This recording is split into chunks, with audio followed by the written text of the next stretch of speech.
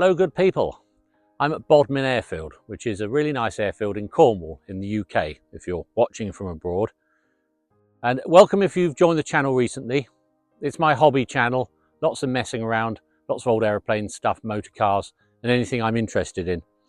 Regular viewers will know that I had a bit of a problem recently with a camera mount that broke. It was one of these blasted plastic things and it snapped across there. Fortunately, while I was tightening it up, one of them cracked across there as well.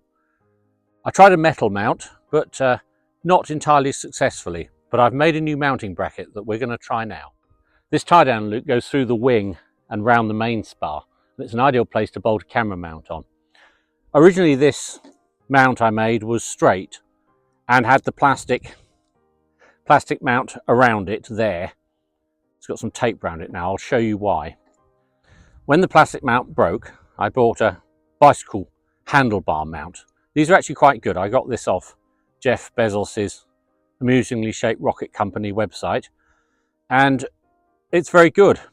It's all aluminium, anodized, and I had to put a bit of a bend in the arm here because the GoPro wouldn't sit at an angle I wanted, and the easy way of doing it was putting a bend there. So I had that around there, and then the GoPro hanging underneath. Unfortunately, at certain speeds, I got quite a lot of vibration. That was obvious because the camera was vibrating. And I think, so with the arm and the weight of the bracket and then the GoPro, I think the vibration was beginning at certain speeds and there was nothing I could do to damp that vibration out. So I decided to change this. So what I came up with was this. I bought two of these handlebar mounting brackets. Cut the screws down on this one. I've left it loose. I'll show you why in a moment. It's really to do with aiming the camera. But the idea is that that bolts straight through there. We've got a much shorter arm. I'm not sure how much view I'm going to have. Obviously, I can change things that way. Obviously, I can't swivel the camera around that much. This thing does move certain amounts, about 25, 30 degrees at a time. But that was another place where it could actually come loose because you would just pull it against the spring and rotate it a little bit, and there wasn't actually that much spring force keeping it together, so it's got tape and a Jubilee clip around it now. So I'm going to bolt this on and then turn the camera on and we'll see what the field of view is like.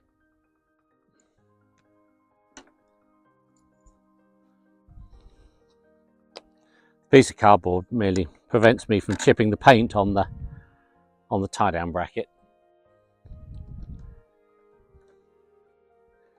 I used a quarter BSF bolt, which is a little unusual, but a very decent friend of mine gave me a bag full of 1,000 BSF metal self-locking nuts a few years ago. I've got about 900 of them left, so anything that has a 1/4 inch thread I tend to make BSF and stick these wonderful cadmium plated nuts on.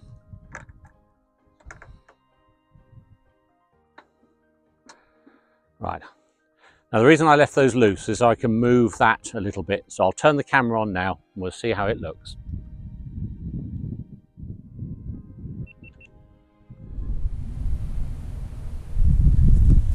Now I'm recording. Now this is recording through the GoPro, so I apologise if the sound is rubbish. I'm just going to tighten up the pair of Allen bolts and then see how I can aim the camera.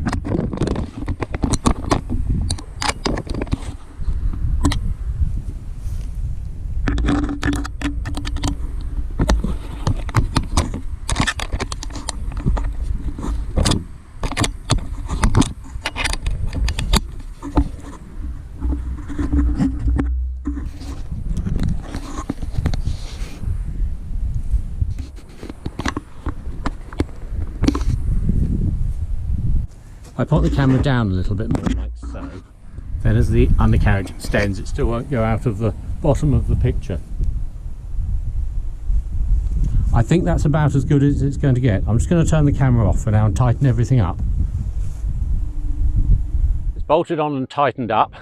I don't think it's pointing back quite far enough, but we'll live with that for today. It's very much a first go. I'm sure there's other ways for me to make it swivel around. I might slot these holes in the bracket. That might be a way of doing it. It's very much a first go. We'll see what the vibration's like.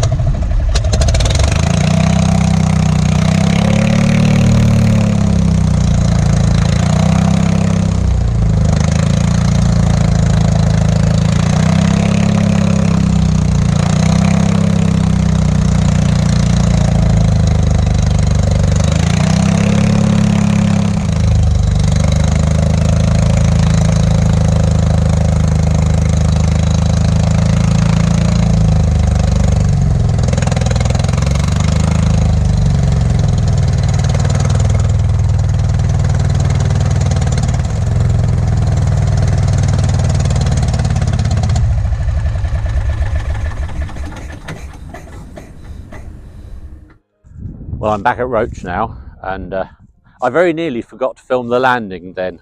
I was over about the second field, I suppose. I thought, oh crumbs, I haven't pressed the button, because I don't really like looking at the iPad while I'm flying. So apart from turning the camera on and off, I haven't really looked at it. This, I think, is much better. It doesn't get the whole of the aeroplane, and in fact, a slight admission, I managed to film that in 2.7, but in medium width.